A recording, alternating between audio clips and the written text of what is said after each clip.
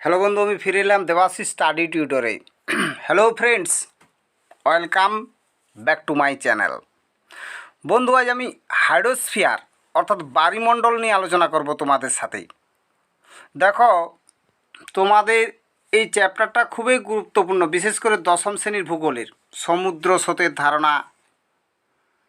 এই যে সমুদ্র স্রোত, আজ আমি সমুদ্র স্রোতের কারণগুলো নিয়ে আলোচনা করব। সমুদ্র স্রোত কী না, পৃথিবীর আবর্তন গতি, বায়ুপ্রবাহ, সমুদ্র জলের ঘনত্ব, লবণতা, উষ্ণতার পার্থক্যের কারণেই সমুদ্রের বিশাল অঞ্চল জুড়েই নিয়মিত পথে নির্দিষ্টভাবে নির্দিষ্ট গতিতে সমুদ্রের জল প্রবাহিত হয়। সমুদ্র জলের এই একমুখী প্রবাহটাকে আমরা বলবো সমুদ্র স্রোত বা ওশেন কারেন্টস। আর সমুদ্র তরঙ্গ কাকে বলে? সাগর মহাসাগর উপর দিয়ে অনবরত বায়ুপ্রবাহের ফলে তাদের উপরিভাগ বা পৃষ্ঠদেশে জলরাশি লম্বভাবে যখন ওঠানামা করে তখন আমরা তাকে বলবো সমুদ্র তরঙ্গ। তো এই যে সমুদ্র স্রোত, এর সৃষ্টির কারণ কি? দেখো, আমি একটা পিকচার দিয়েছি তোমাদের কাছে। এটা হচ্ছে বায়ুপ্রবাহের। দেখো, বায়ুপ্রবাহ কিভাবে নিয়ন্ত্রণ করে সমুদ্র স্রোতটাকে, সৃষ্টির কারণটা কী? আধুনিক বৈজ্ঞানিকদের মতে বায়ুপ্রবাহই হলো সমুদ্র স্রোতের প্রধান কারণ। তো নিয়ত বায়ুপ্রবাহ এবং সমুদ্র স্রোতের গতি লক্ষ্য করলে দেখা যাবে যে প্রবল নিয়মিত বায়ুপ্রবাহ নির্দিষ্ট পথে প্রবাহিত হওয়ার সময় সমুদ্র তরঙ্গকেও প্রবাহ পথে টেনে নিয়ে যায়। যেমন দেখো, আমরা জানি যেসব স্থানে আয়নবায়ু পূর্ব দিক থেকে পশ্চিম দিকে প্রবাহিত, সমুদ্র স্রোতও সেদিকে আসে। যেখানে পশ্চিমা বায়ুর প্রভাবে পশ্চিম দিক থেকে পূর্ব দিকে আসে, আর মেরু অঞ্চলে বায়ুপ্রবাহ ও সমুদ্র স্রোত একই দিকে প্রবাহিত হয়। এই গেল তোমাদের বায়ুপ্রবাহ। এরপরে পৃথিবীর আবর্তন। দেখো, পৃথিবী পশ্চিম থেকে পূর্বে ঘুরছে, তাই তো? তো একটা কারণ বলেছি, পশ্চিম থেকে পূর্বে ঘোরার ফলে একটা কোরিওলিস বল হচ্ছে, কেন্দ্রাতিক বল, আবর্তন গতির কারণে।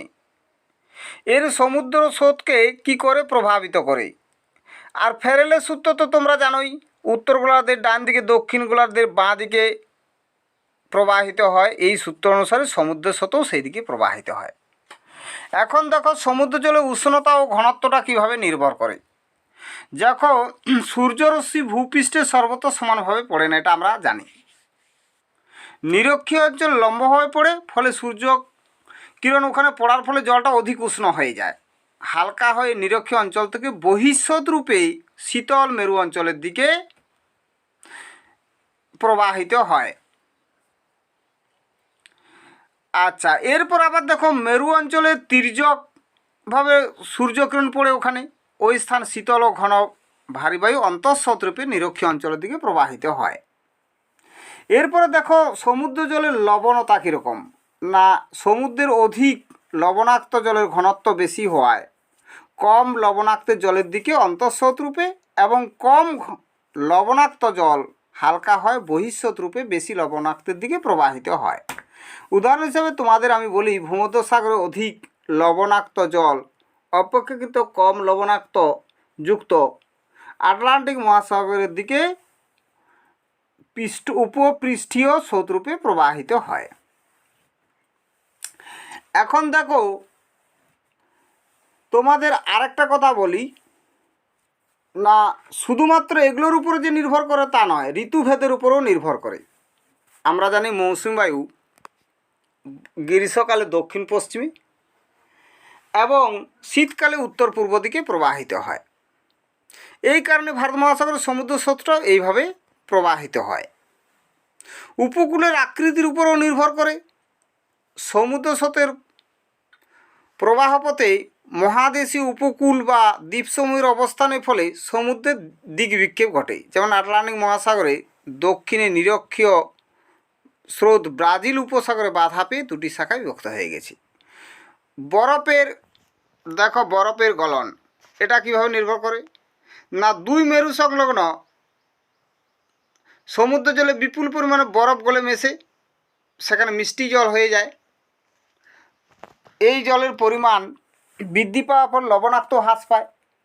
যেমন নাতিশীতোষ্ণ অঞ্চলে উত্তর আটলান্টিক ও উত্তর প্রশান্ত মহাসাগর বরফ গলা জল অনবরত এসে মেশে, যা অন্তঃস্রোত রূপে নিরক্ষ অঞ্চলের দিকে প্রবাহিত হয়। তো বন্ধু, এই গেল আমার স্রোত সৃষ্টির কারণগুলো। বন্ধু, পরের ভিডিওতে আমি আবার অনেক তথ্য ভূগোল থেকে নিয়ে আসবো। ততক্ষণ তোমরা সুস্থ থাকো, ভালো থাকো। দেখা হবে পরবর্তী ভিডিওতে। ঈশ্বরের নিকট তোমাদের মঙ্গল কামনা করে ভিডিও ছাড়ছি। পরের ভিডিও অপেক্ষায় থেকো।